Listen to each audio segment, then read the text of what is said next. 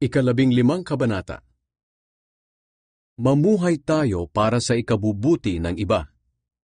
Tayong malalakas sa pananampalataya ay dapat tumulong sa mga kapatid nating mahihina sa pananampalataya. Hindi lang ang sarili nating kapakanan ang dapat nating isipin, kundi ang kapakanan din ng iba para mapalakas ang kanilang pananampalataya. Maging si Kristo ay hindi hinangad ang sariling kapakanan, kundi ayon sa kasulatan. Nasaktan din ako sa mga pangiinsultong ginawa sa inyo. Ang lahat ng nakasulat sa kasulatan noong unang panahon ay isinulat para turuan tayo.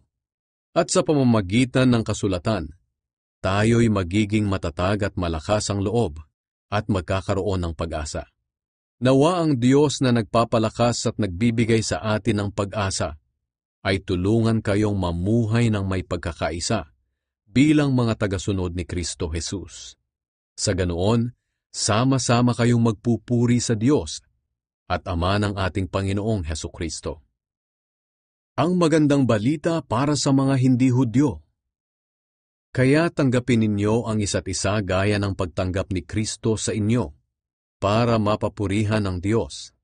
Sapagkat sinasabi ko sa inyo na isinugo ng Diyos si Kristo para maglingkod sa mga Hudyo, at para ipakita na ang Diyos ay tapat sa pagtupad ng kanyang mga pangako sa kanilang mga ninuno. Sinugo rin si Kristo para ipakita ang awa ng Diyos sa mga hindi Hudyo, nang sa ganoon ay papurihan din nila ang Diyos. Ayon nga sa kasulatan, pasasalamatan kita sa piling ng mga hindi Hudyo, at aawit ako ng mga papuri sa iyo. At sinabi pa sa kasulatan, kayong mga hindi Hudyo, makigalak kayo sa mga taong sakop ng Diyos. At sinabi pa, kayong lahat ng mga hindi Hudyo, purihin ninyo ang Panginoon. Kayong lahat, purihin siya. Sinabi naman ni Isaias, magmumula sa lahi ni Jesse ang isang mamumuno sa mga hindi Hudyo, at aasa sila sa kanya. Nawa ang Diyos na nagbibigay sa atin ng pag-asa ang siya ring magbigay sa inyo ng buong kagalakan at kapayapaan, dahil sa inyong pananampalataya sa Kanya, para patuloy na lumago ang inyong pag-asa sa pamamagitan ng banal na Espiritu. Ang dahilan ng pagsulat ni Pablo. Mga kapatid, lubos akong naniniwala na puno kayo ng kabutihan, may sapat na kaalaman at marunong magpaalala sa isa't isa. Ganoon pa man, sumulat pa rin ako ng walang pag-aalinlangan tungkol sa mga bagay na dapat ipaalala sa inyo, dahil ipinagkaloob ng Diyos sa akin na maging lingkod ni Kristo Jesus para sa mga hindi Hudyo. Naglilingkod ako sa kanila na tulad ng isang pari, at ipinangangaral ko ang magandang balita ng Diyos. Ginagawa ko ito para maging handog sila na katanggap-tanggap sa Diyos, na itinalaga sa Kaniya sa pamamagitan ng banal na Espiritu. At dahil ako'y na kay Kristo Jesus, maipagmamalaki ko ang aking mga nagawa para sa Diyos.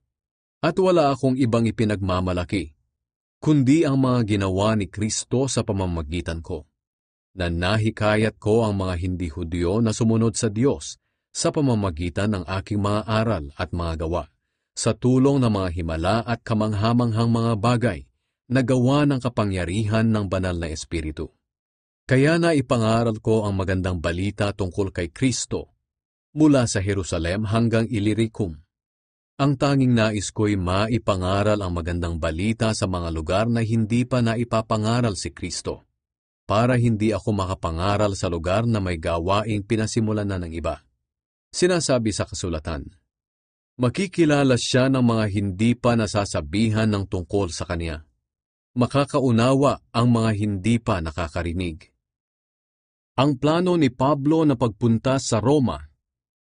Ang pangangaral ko sa mga lugar dito ang dahilan kung bakit hanggang ngayon ay hindi pa ako nakakarating diyan sa inyo.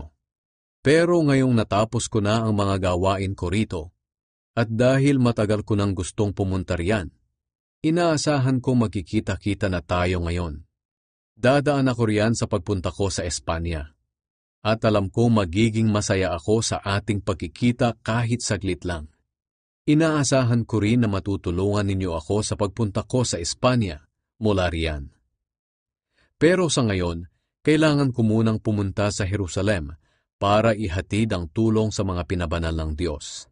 Sapagkat minabuti ng mga kapatid sa Macedonia at Akaya na magbigay ng tulong para sa mga mahihirap na pinabanal ng Diyos doon sa Jerusalem. Masaya nilang ginagawa ito, at ito ang nararapat, dahil may utang na loob sila sa mga kapatid sa Jerusalem. Kung ang mga hindi Hudyo ay nakabahagi sa pagpapalang espiritual ng mga Hudyo, dapat lang natulungan nila ang mga Hudyo sa mga pagpapalang material.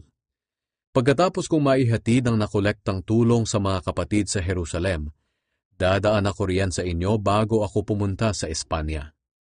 Naniniwala ako na pagdating ko riyan, dala ko ang maraming pagpapala para sa inyo mula kay Kristo.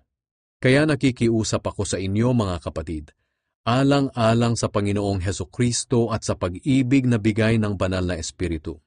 Tulungan ninyo ako sa pamamagitan ng inyong taimtim na panalangin sa Diyos para sa akin.